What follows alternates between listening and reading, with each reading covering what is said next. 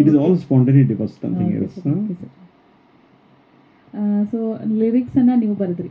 Yes. ಇದಕ್ಕೆ music ಹಾಕಿದವರು ನಮ್ಮ ಕಾಡೇಶ್ ಸರ್ ಅವರು. ಸೊ ಕಾಡೇಶ್ ಸರ್ ಅವರು ಇದ್ರ ಬಗ್ಗೆ, ಈ ಸಾಂಗ್ ಬಗ್ಗೆ ನಿಮ್ಮ ಅಭಿಪ್ರಾಯ ಏನು ಸರ್? ಡಾಕ್ಟರ್ ಸುಶ್ರುತ್ ಕಡ್ಲಿಕರ್ ಸರ್ ಅವರು ಒಂದು ಕವಿತೆಯನ್ನು, ಅಂದರೆ ಗೋಕಾಕದ ಬಗ್ಗೆ ಒಂದು ಹಾಡನ್ನು ಬರೆದು ನನಗೆ ಕಳಿಸಿದರು ವಾಟ್ಸಪ್ ಮೂಲಕ. ನಾನು ನೋಡಿದೆ, ಬಹಳ ಖುಷಿ ಆಯಿತು. ಇದನ್ನು ಹೆಂಗೆ ಮಾಡಿದ್ರಿ ಸರ್ ಅಂತ ಕೇಳಿದ್ರು. ನೀವೇನು ವಿಚಾರ ಮಾಡಬೇಡ್ರಿ, ನೀವು ಅದನ್ನು ಓದ್ರಿ, ನಾನು ಅದನ್ನು ಹಾಡ್ತೀನಿ, ಕಾವ್ಯ ಗಾಯನ ಅಂತಾರೆ, ಆ ರೀತಿ ಮಾಡೋಣ ಅಂತ ಹೇಳಿದೆ. ಆ ರೀತಿ ಮಾಡಿದ ನಮ್ಮ ಗುಂಪು ಕಲಾವಿದರ ಬಳಗದ ಕಾರ್ಯಕ್ರಮದಲ್ಲಿ ಅವರು ಅದನ್ನು ಕವಿತೆಯನ್ನು ವಾಚನ ಮಾಡಿದರು.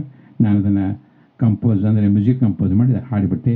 ಭಾಳ ಖುಷಿ ಆಯ್ತು. ನನಗೊಂದು ಹುಚ್ಚೇನೆಂದರೆ, ಯಾರೇ ಚೆನ್ನಾಗಿರೋ ಹಾಡಿದರೆ ನನಗೆ ಅದನ್ನು ರಾಗ ಸಂಯೋಜನೆ ಮಾಡಿ ಹಾಡಿಬಿಡ್ತೀನಿ. ನಾನು ಪರಿಚಯ ಇರಲಿ ಇಲ್ದಿರಲಿ, ಅದು ನನಗೆ ಹುಚ್ಚು. ಆ ರೀತಿಯಿಂದ ಈ ಒಂದು ವಾಯ್ಸ್ ಆಫ್ ಗೋಕಾಕ್ದಲ್ಲಿ ಈ ಒಂದು ಸಂಗೀತ ನೀಡಿದಂಥ ಹಾಡು ಪ್ರಸಾರ ಆಗೋದು ಭಾಳ ಖುಷಿ ಆಯಿತು.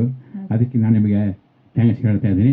ಆಮೇಲೆ ನಮ್ಮ ಡಾಕ್ಟರ್ ಸುಶ್ರುತ್ ಕಡ್ಲಿಕರ್ ಸರ್ ಆಯಿತು, ನಮ್ಮ ಆತ್ಮೀಯರ ಶ್ರೀ ಬಸವರಾಜ ಮಠಪತಿಯವರು, ಶಂಕರ್ ಮಠಪತಿಯವರು. ಯಾಕಂದ್ರೆ ನಾವೆಲ್ಲ ಒಂದು ಗ್ರೂಪು, ಭಾಳ ಖುಷಿ ಆಗುತ್ತೆ. ನನ್ನ ಜೊತೆ ಯಾವಾಗಲೂ ಇರ್ತಾರೆ. ಅದಕ್ಕೆ ನಾನು ಸಂಗೀತ ಯಾವಾಗಲೂ ಆರಾಧನೆ ಮಾಡಬೇಕು, ಸಂಗೀತ ಕಲಿಬೇಕಂತ ಭಾಳ ಎಲ್ಲರಿಗೂ ಹೇಳ್ತಾ ಇರ್ತೀನಿ. ನಾನು ಏನು ಕೇಳಿದ್ರೆ ನಾನು ಅದನ್ನೇ ಹೇಳೋ, ಸಂಗೀತ ಬಗ್ಗೆ ಆಸಕ್ತಿ ಬೆಳೆಸ್ಕೋಬೇಕು. ಆ ಒಂದು ದೃಷ್ಟಿಯಿಂದ ಇವತ್ತಿನ ಕಾರ್ಯಕ್ರಮದಲ್ಲಿ ರಾಗ ಸಂಯೋಜನೆ ಮಾಡಿದ ಇಂಥ ಹಾಡು ಭಾಳ ಖುಷಿ ಕೊಟ್ಟಿದ್ದೀನಿ ಅಂತ ಹೇಳ್ತಾ ಭಾಳ ಇಷ್ಟಪಡ್ತಾ ಇದ್ದೀನಿ.